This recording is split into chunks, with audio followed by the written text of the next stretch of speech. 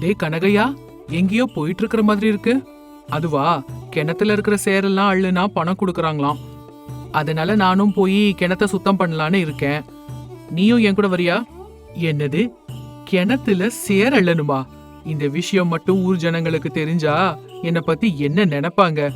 ஆமா, ஏன்டா உனக்கு இந்த கஞ்சத்தனம்? எப்ப பாரு பணம் பணம்னு அதுக்கு பின்னாலேயே ஓடிட்டு இருக்க. என்னடா சோமு, என்னோட தேவைக்காக தானே நான் பணம் சம்பாதிக்கிறதுக்கு போறேன். என்னது, நீ தேவைக்காக மட்டும்தான் பணம் சம்பாதிப்பியா?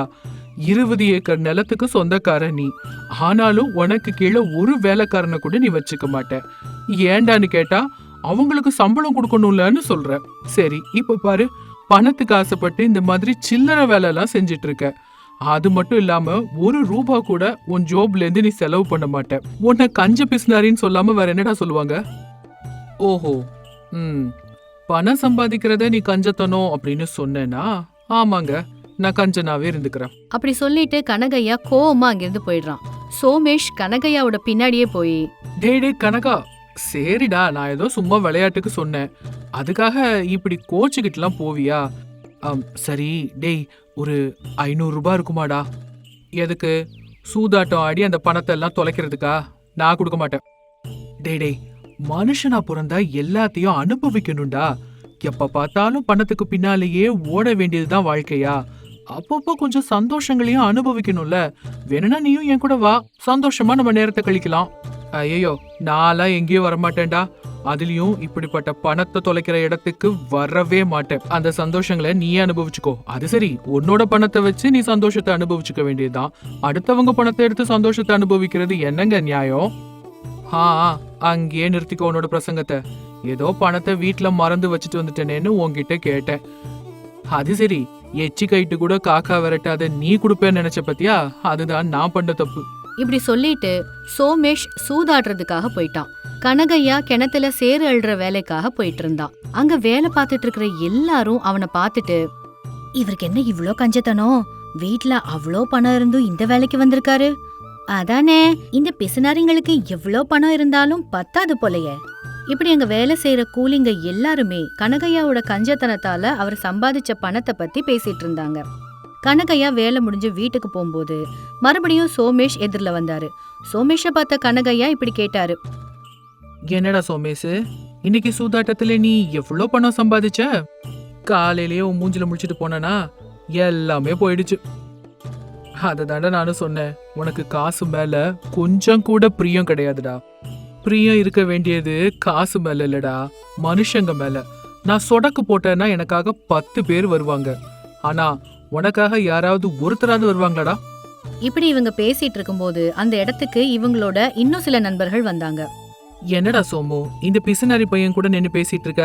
₹1 கூட நமக்காக செலவு செய்யாதவன் கூட இவ்வளோ நேரம் நீ நிப்பியா? வாடா போலாம். எங்கடா? சினிமாவுக்கு தான்டா. அப்படியா? சரி வா போலாம். ஆனா உனக்கு தெரியும்லடா, இப்பதான் சூதாடி எல்லா பணத்தையும் இழந்தேன். இப்போ சினிமாவுக்கு போகணும்னு ஆசைதான். டேய், இந்த சோமு இருக்கும்போது உங்களுக்குலாம் என்னடா கவலை? நம்ம கையில தான் காசு எப்பவும் எக்கச்சக்கமா இருக்குமே. வாங்க வாங்க, டிக்கெட் காசு எல்லாருக்கும் நானே போடுறேன். அப்படி கர்வமா கனகையனை பார்த்துக்கிட்டே சொன்னான். நான் சொல்லலடா, டிக்கெட் காசு கண்டிப்பா சோமு தான் போடுவான்னு. இவன் நம்ம கலியுக கர்ணன்டா. நட்புக்காக இவன் என்ன வேணா செய்வான்டா. அப்படி ராம் சோமேஷ புகழ்ந்து சொன்னான். என்னடா கனகையா, நீயும் எங்க கூட சினிமாவுக்கு வரியா? இல்லடா, ராத்திரி வயலுக்கெல்லாம் நீர் பாய்ச்சணும். அப்படி கனகையா சொல்லிட்டு இருக்கும் போதே சோமேஷ் நடுவுல, இவன் எப்படிடா நம்ம கூட எல்லாம் வருவான்? ஏதாவது பணம் சம்பாதிக்கிற இடம்னு மட்டும் சொல்லு, ஓடியே வருவான். அப்படி சொல்லிட்டு கனகையாவை தனியா விட்டுட்டு நண்பர்களை கூட்டிட்டு சினிமாவுக்கு போனான் சோமேஷ். கனகையா அங்கிருந்து வீட்டுக்கு போறான். கனகையனை பார்த்ததும் அவனோட மனைவி சீதா, வந்துட்டீங்களா? உங்களுக்காக தாங்க காத்துக்கிட்டு இருக்கேன். என்ன சீதா, என்ன ஆச்சு? நம்ம ஒரு புது வீடு கட்டிக்கணும்னு எத்தனை வருஷமா தாங்க நான் உங்களை கெஞ்சிக்கிட்டே இருக்கிறது. இப்ப எதுக்குமா புது வீடுலாம் நம்ம கட்டிட்டு போகணும்? ஏன், நமக்கு இப்ப இருக்கிறதுக்கு வீடு இல்லாமலா இருக்கோம்?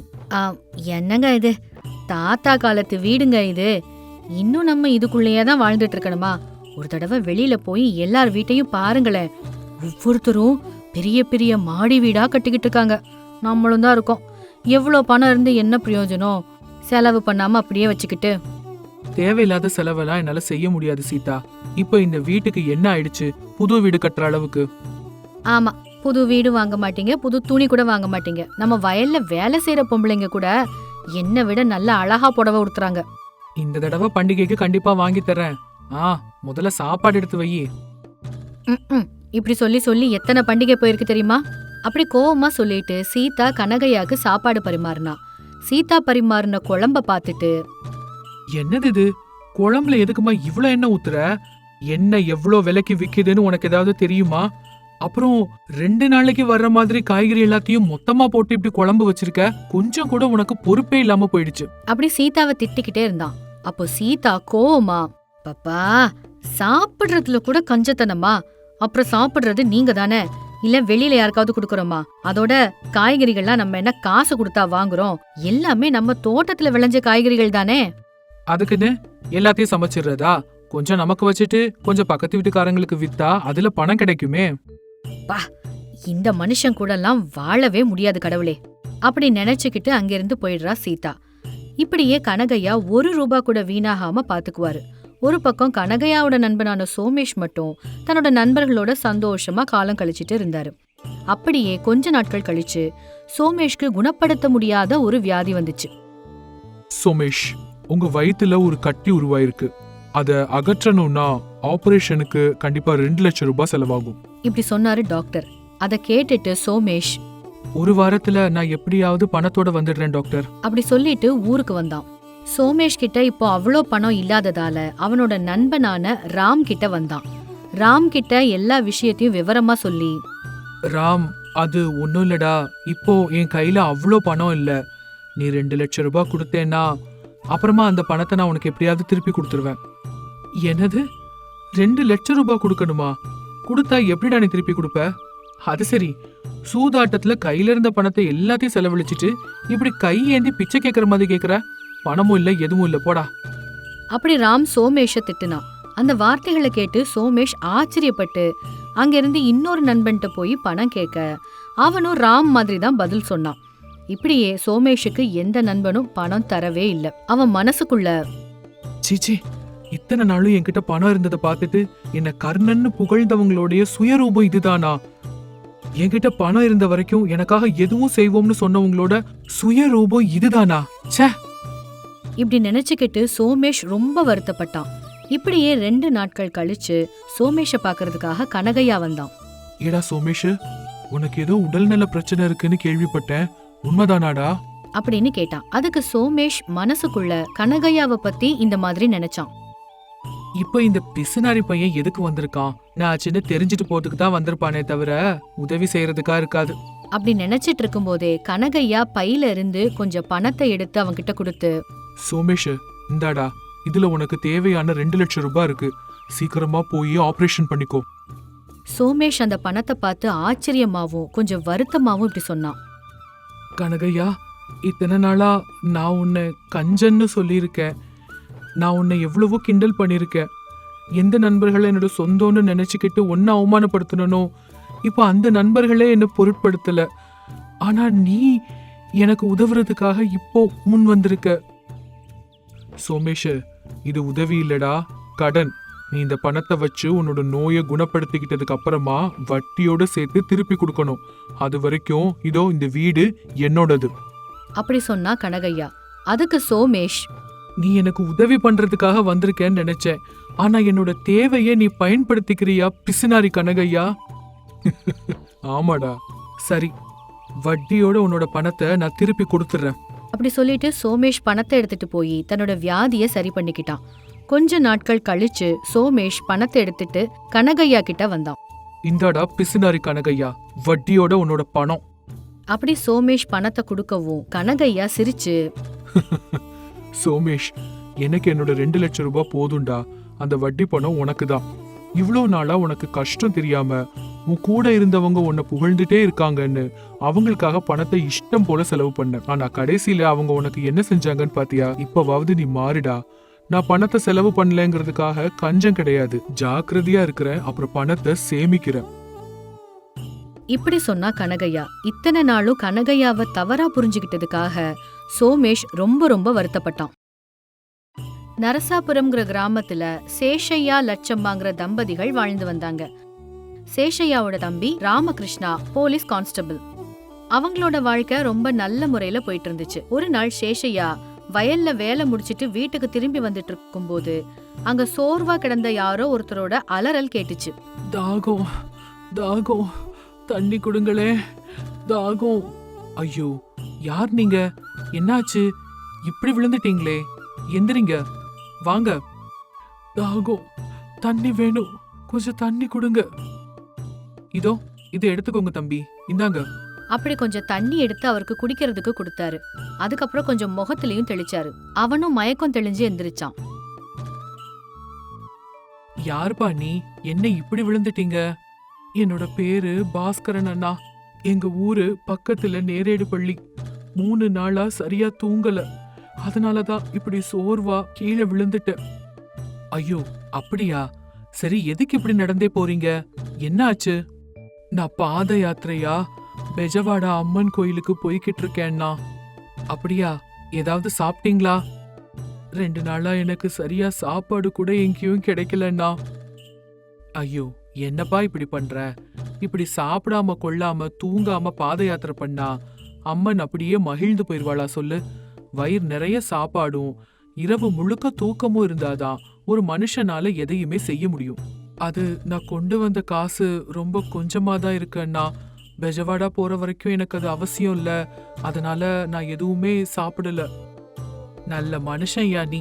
முதல்ல வா, எங்க வீட்டுக்கு வந்து நல்ல வயிறு நிறைய சாப்பிட்டு தூங்கிட்டு அதுக்கப்புறமா நாளைக்கு உன்னோட பாத யாத்திரையை தொடர்ந்துக்கோ.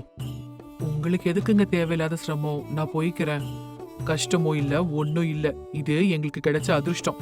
வா, எங்க வீட்டுக்கு போலாம். அப்படி அவனை கூப்பிட்டுக்கிட்டு வீட்டுக்கு வந்தாரு. அங்க சேஷையாவோட மனைவி லட்சம்மா, ஏங்க, யார் இந்த பையன்?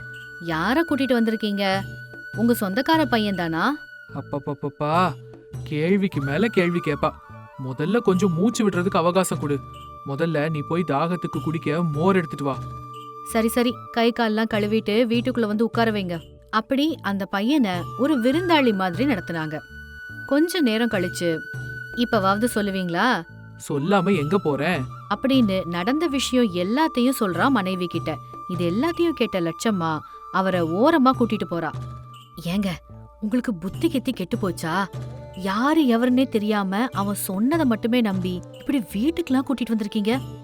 அது இல்லம்மா, அவன் 3 நாளா தூங்கல சாப்பிடலன்னு சொன்னதும் எனக்கு மனசு கேட்கலமா. அதோட அவன் அம்மன் தரிசனத்துக்கு வேற போயிட்டு இருக்கான். அதுக்காக இப்படி வீட்டுக்கே கூட்டிட்டு வருவீங்களா? ஐயோ, அந்த மாதிரி ஏதாவது இருந்தா இந்நேரத்துக்கு அவன் என்னை ஏதாவது செஞ்சிருப்பான்ல. நீயும் உன்னோட பைத்தியக்கார சந்தேகங்களும். முதல்ல போ, ரொம்ப பசிக்குது, சாப்பாடு எடுத்து வை. அப்படி லட்சம்மா சொன்னதை கேட்காம பாஸ்கரன் கிட்ட போனா சேஷையா. இனி செய்யறதுக்கு எதுவுமே இல்லைன்னு சேஷையா சொன்ன மாதிரியே செய்யறா லட்சம்மா. அந்த பையனும் அன்னைக்கு ராத்திரி முழுக்க அவங்க வீட்லயே தங்கிடுறான். அந்த திருட்டு பையன் பாஸ்கரன் தனக்கு தானே இந்த மாதிரி பேசிக்கிறான். இதான் நல்ல சமயம், வீட்ல இருக்கிற நகையெல்லாம் எடுத்துட்டு ஓடிடலாம் அப்படின்னு நினைச்சுக்கிட்டு அவங்க 2 பேரும் ஆழ்ந்த தூக்கத்துல இருக்கும்போது படுக்கைக்கு கீழே இருந்த ட்ரங்க் பெட்டியை எடுத்துட்டு வீட்டை விட்டு ஓடிடுறான். அடுத்த நாள் காலையில லட்சம்மா இப்படி அலர்னா, ஐயோ ஐயோ, போச்சே, என்னோட ட்ரங்க் பெட்டி காணாம போச்சே. ஏங்க எந்திரிங்க, ஏங்க எந்திரிங்க, உங்களை தான். நம்ம வீட்டுல இருந்த ட்ரங்க் பெட்டியை காணும். நேத்து நீங்க கூட்டிட்டு வந்த அந்த பையனை கூட காணும். உங்களை தானே, எந்திரிங்க. என்னம்மா காலங்காத்தால எதுக்குமா இப்படி அலறிக்கிட்டு இருக்க? பாரு, படுக்கைக்கு கீழே வச்சிருந்த ட்ரங்க் பெட்டியை காணும். அதுக்குள்ள 4 காசு சேர்த்து வச்சிருந்தேன், கொஞ்சம் தங்கமும் இருந்தது. அந்த பையன் தான் இதெல்லாம் எடுத்துட்டு போயிருப்பான். ரோட்ல போறவன வீட்டுக்கு கூப்பிடாதன்னு சொன்னேன், கேட்கலையே. இப்ப என்ன ஆச்சு பாரு. ஐயோ, கொஞ்சம் அலறாம தான் சொல்லேன்.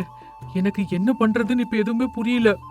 கை காலு எதுவுமே ஓட மாட்டேங்குது அப்படின்னு சொன்னா சேஷையா. லட்சம்மாவோ ஊரெல்லாம் கேக்குற மாதிரி பெருசா கத்திக்கிட்டு இருந்தா. கொஞ்ச நேரத்துல இந்த விஷயம் ஊர் மொத்தமும் பரவிடுச்சு.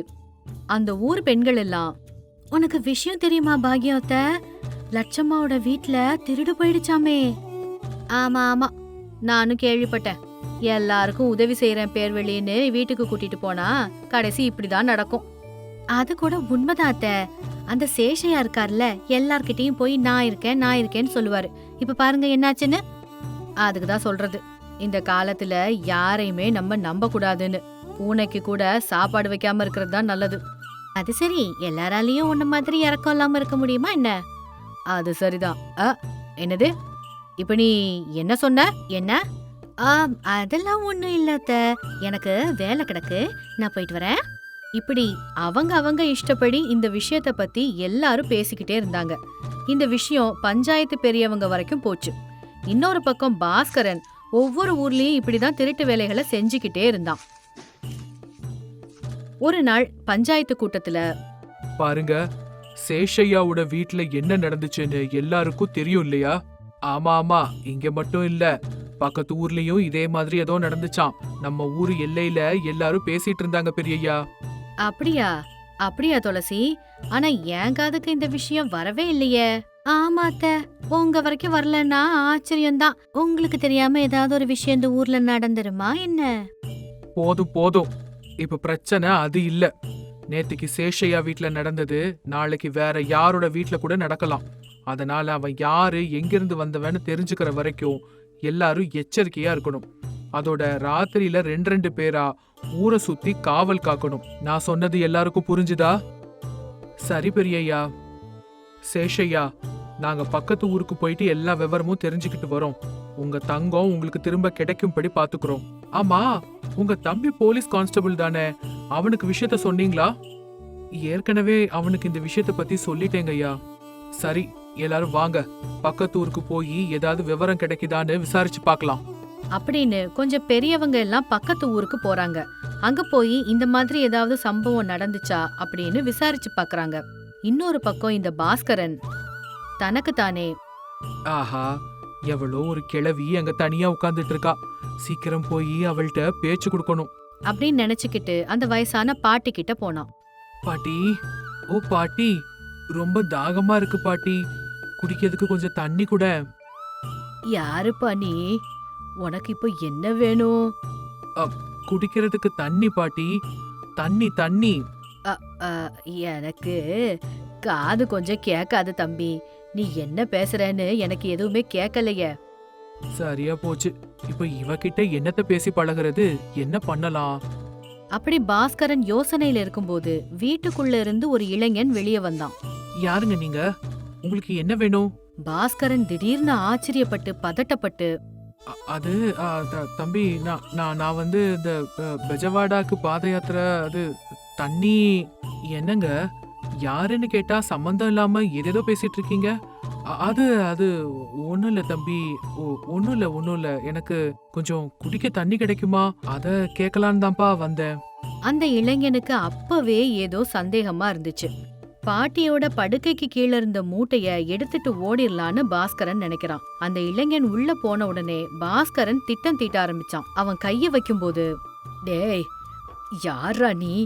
எவ்ளோ தைரியம் இருந்தா என்னோட சாக்கு பை மேலேயே நீ கைய வைப்ப? வைடா பாக்கலாம் அப்படின்னு அந்த பாட்டி பெருசா கத்துனாங்க.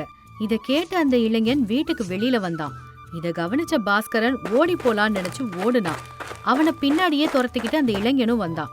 இந்த நேரத்துல ஊரோட பெரியவர்களை பாக்குறாங்க. என்ன தம்பி, எதுக்கு இப்படி ஓடி வர்றீங்க? அந்த இளைஞனும் நடந்த விஷயம் எல்லாத்தையும் சொன்னான். ஓ, அந்த திருட்டு ராஸ்கல் இங்கதான் சுத்திக்கிட்டு இருக்கானா? எங்க ஊர்ல கூட இதே மாதிரி ஒரு திருட்டு நடந்துச்சுங்க. அவனை தேடிக்கிட்டு தான் நாங்க இங்க வந்தோம். ச்சே, என்ன பிரயோஜனம், அவன் தான் தப்பிச்சு ஓடி போயிட்டானே. அப்படி தன்னோட வழியில போயிட்டான் அந்த இளைஞன். அப்போ அந்த ஊர் பெரியவங்களும் மத்த ஊர் மக்களும் அந்த திருடனை எப்படியாவது புடிச்சு இந்த சிக்கலுக்கு ஒரு தீர்வு கண்டுபிடிச்சே ஆகணும்னு நினைச்சாங்க. அந்த நேரத்துல ராமகிருஷ்ணன் அங்க வந்தான். சேஷையா அண்ணா, நீங்க வீட்ல இருக்கீங்களா? இல்லப்பா, உங்க அண்ணன் அந்த திருட்டு பையனை பத்தி ஏதாவது தகவல் கிடைக்குமான்னு பக்கத்து ஊருக்கு போயிருக்காரு. அவனை புடிச்சாச்சு மதினி. பக்கத்து ஊர்ல இருக்கிற ஜனங்கள்லாம் நேத்து ராத்திரி அவனை கட்டி போட்டு வச்சிருந்தாங்க. இப்போ அவன் எங்க கிட்ட தான் இருக்கான். அப்படியா? உடனே இந்த செய்திய உங்க அண்ணன் கிட்ட சொல்லணுமே. இங்க அங்கன்னு எப்படியோ இந்த செய்தி அவங்க எல்லாருக்கும் போய் சேருது. அவங்க எல்லாரும் சேர்ந்து ஒன்னா அந்த திருடனை போய் பார்க்க போனாங்க. ஏண்டா திருட்டு நாயே, பாத யாத்திரை அத இதன்னு சொல்லிக்கிட்டு என் புருஷனையே ஏமாத்தி என் வீட்லயே நீ திருடிட்டு போனியா? ஐயோ பாவமே நினைச்சு உனக்கு உதவி பண்ண பாரு. இப்படி ஏமாத்துவேன்னு நான் நினைக்கவே இல்ல.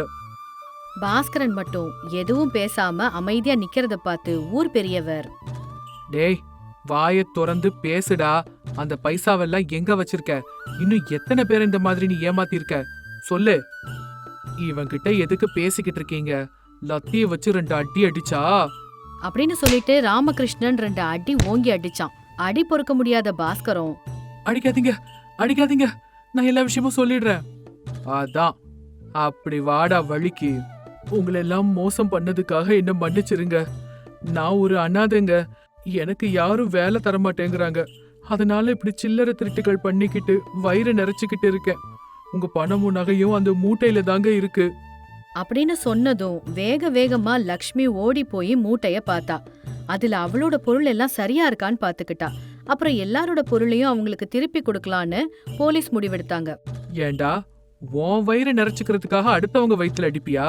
அப்படின்னு இன்னொரு பக்கம் ராமகிருஷ்ணன் அவனை அடிக்க போகும்போது சேஷையா தடுத்து நிறுத்தினான். உனக்கு நிஜமாவே வேலை செய்யற எண்ணம் இருக்கா, இல்ல தப்பிச்சுக்கணுங்கிறதுக்காக இப்படி நாடகம் ஆடிட்டு இருக்கியா? இருக்குங்க அண்ணா, எந்த வேலை கொடுத்தாலும் நான் செய்யறேன்னா. பாரு பாஸ்கரம், இந்த மாதிரி திருட்டுத்தனத்தெல்லாம் விட்டுட்டு வேலை செய்யற எண்ணம் இருந்தா நான் உனக்கு வேலை போட்டு தரேன். உனக்கு என்ன புத்தி கித்தி கெட்டு போச்சா சேஷையா? உன்னை ஏற்கனவே அவன் ஏமாத்திருக்கான், அவனுக்கு வேலை போட்டு கொடுக்கறேன்னு சொல்ற? நான் சரியா தாங்க சொல்றேன். அவன் அவனோட தப்ப உணர்ந்துட்டான் இல்லையா? ஒரே ஒரு அவகாசம் கொடுக்கறதுல தப்பு எதுவும் இல்லையே. சரி, உன் இஷ்டம். சரிங்கண்ணா, இன்னையில இருந்து நீங்க என்ன சொல்றீங்களோ அதாங்கண்ணா. அப்படின்னு சொன்னான் பாஸ்கரன். அந்த நாள்ல இருந்து அவன் திருட்டு எல்லாத்தையும் விட்டுட்டு நல்ல பையனா வேலை செஞ்சு சேஷையா கிட்டயே தங்கிக்கிறான்.